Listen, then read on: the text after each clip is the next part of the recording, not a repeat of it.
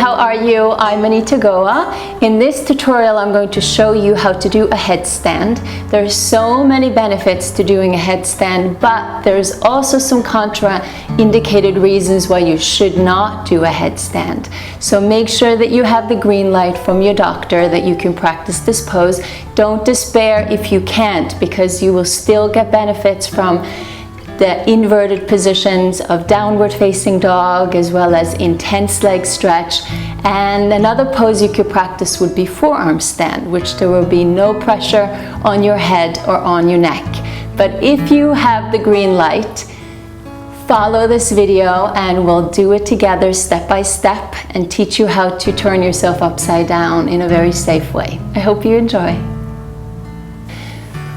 All right, so the first step I think is important to pay attention to is the surface. In the beginning, when you start to practice headstand, you might want a little bit of cushioning, which is okay, I think. Don't be too much princess on the pea though. But if you have a Mexican blanket, you can put the Mexican blanket on top of half of your yoga mat and make sure that you smooth it out. All right, so it's nice and neat. And then you're going to take the rest of the yoga mat and place it on top. So that this way you have a secure surface that is not moving all over the place, but a surface that's staying in one place.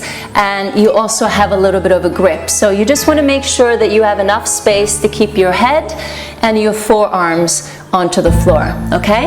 If you don't want to use a blanket, you can just take your yoga mat and first fold it in two, and then you can fold it in three, okay? And again, make sure that it's neat so that the surface is smooth, and again, make sure that you have enough space to keep the crown of your head and your forearms on the floor. All right, next, it is fine that you're against the wall, but I don't want you to be too close to a wall so that your body touches the wall. I want you to be away from the wall, knowing that the wall is there to support you in case you would fall over. But what happens is that if we go too close to the wall and we become too dependent on the wall, then it's hard to move away from the wall. So really what I want you to practice is to find a place where you feel secure and where you can build the confidence in the pose without being dependent on the wall. You can have it there, but don't be too close. Gradually move yourself away from the wall, the more secure you become in practicing the headstand, okay? Deal. All right, so now that we've covered the ground, let's talk about how we set ourselves up for the headstand. So you know that when you're standing, your head is over your shoulders and your shoulders are over your pelvis and your pelvis are over your feet. That's basically what we want to try to do when we're turning ourselves upside down. Initially, when the head comes on the ground and we're on our forearms, it's very easy to round ourselves in and sort of hunch, and then the shoulders come up into the ears and we get all crunched into it. And we want to try to avoid that the best that we can. There's a little bit of that happening, of course, initially in order to get the hips up and then to get the feet up. But try this. Take your thumbs into your armpits and then draw your elbows into your waist. When you do that, notice how your navel has to pull in, your breastbone has to lift, and your shoulders very naturally drop down into their sockets. The shoulder blades wrap into the armpits. All right? So this is basically the way that we want to be when we're in our headstand. We're going to interlace the fingers, not too tightly, excuse me. The fingers are a little bit apart. And then our hands are going to brace the back of our heads. The elbows are going to be drawn in about shoulder distance. And we want to make sure that, again, the shoulders stay down and away from our ears so that they don't end up being up here and we don't end up crunching ourselves in, but stay down. All right, so the muscles that are very much involved here are our abs, our legs are involved too, the shoulders are very much involved, the rotator cuff, as well as a deep muscle called the serratus muscle, which you'll get to strengthen a lot in this pose. There's a little bit of neck muscles involved too, and it's very important that you just work your way gradually so that you don't strain these muscles, but that you just give them a chance to strengthen in the process. All right, so let's try to put it together and see what happens. All right, so you're going to interlace your fingers, place your forearms onto your mat, and then you're going to place the crown of your head onto the floor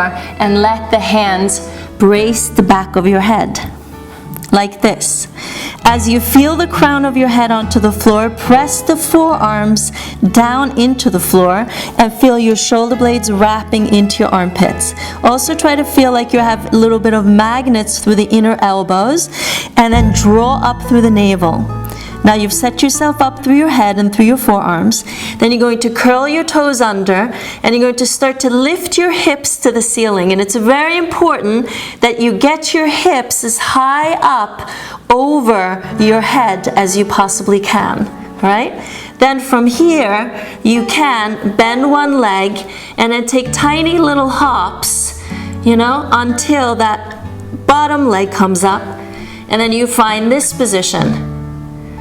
All right, just find this position. It's fine if your feet feel the wall, but don't let your butt or your back feel the wall. Now you can be here in this egg position, and all the while draw the shoulders up and try to wrap them into your armpits. Feel the forearms pressing, and when you're comfortable here, you can extend one leg, and then you can try to extend the second leg.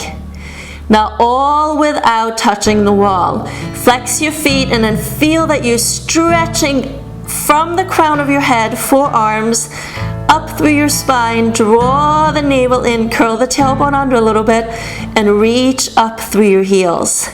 Just initially, and then you can start to point your feet eventually. Okay, to come out of it, try to come out of it the same way. One leg bends, second leg bends into that egg position, curl the tailbone, and then slowly lower yourself down. Rest in child's pose for a little bit, and then gradually roll yourself up vertebrae by vertebrae, and just come up into a seated position, into Virasana, and just allow that reverse blood flow to come back again. It's just a lot of practice in order to do it, and a lot of mindfulness in order for you to do it. And then as you practice it step by step, you will gradually be able to do it. And now I'm going to show you a different variation that you can do when you start to feel more comfortable with this and you're just on the floor with no wall at all.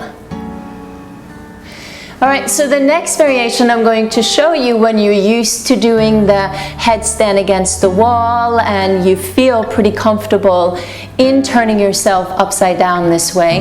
This takes a little bit more upper body strength, core strength. It really puts it all together, and it's a great way to help you to just flow. I've incorporated this in my headstand flow, 30-minute yoga practice that I also have here on my channel. I'll link that below. So there's a little bit more physics involved in that you have to lift your hips up a little bit higher, bring your hips a little bit more over your head and your shoulders in order to pull it in and put it all together. All right, so I'm going to show you and try to guide you through it, and let's see what happens. So the grounding is exactly the same. Interlace the fingers, place the crown of your head to the floor, brace your hands around your head, keep the elbows shoulder distance, curl your toes under, and then lift your hips up, walk your feet in, and then you keep walking your feet in so your hips come up really, really high. And then what happens is that you lift the shoulders, wrap your shoulder blades in, press with the forearms, and then as the hips come up, then the feet will start to lift off, and you can lift the feet up both at the same time. All right, but it takes a lot of practice in order for that to happen. So then you get up into your headstand, and now to come out of it, you have to sort of lead from your pelvis. Draw your pelvis over your head, and then lower your legs. Then you can go halfway and then slowly come down and then rest. And then gradually come up into Virasana. All right, so did you get that? So you want to keep drawing in as you expand out. Root down as you reach up. So it's like everything comes together in one. Now I have a third variation that I also do in the headstand flow, and let me show you that one. All right, so the third variation is from an intense leg stretch position. And I'm not even going to keep my mic on because it just falls out. So the legs are wide and the bottom is the same. So you still press your forearms into the floor, the crown of the head goes into the floor. Now in order to get up, it's very similar to the second variation. You have to lift your heels and then draw your hips over your head to get the feet to lift up. And then once your legs are up, then you have to keep curling your tailbone, squeezing through the inner thighs, and then gradually bring your legs together. So it's very important that you root down, you draw in through your abdomen, you expand through your chest, as well as you reach up. So it sort of all happens at the same time. All right, now to come out of it, separate the legs a little bit. And as you've separated them to about shoulder distance, draw your hips or your pelvis over your head and then slowly lower the feet down. And then you're back to where you started. All right, that's fun, right? All right, so I hope that this tutorial was helpful. Please let me know if you have any other questions and give me a thumbs up if you like it. And make sure that you always practice safely. Make sure that you're breathing as you're practicing. Never ever throw yourself into the position. Just work into it very mindfully and carefully. All right, so that as you turn yourself upside down, you are enjoying the journey of doing so. All right, until next time, make sure that you follow your own flow. Bye.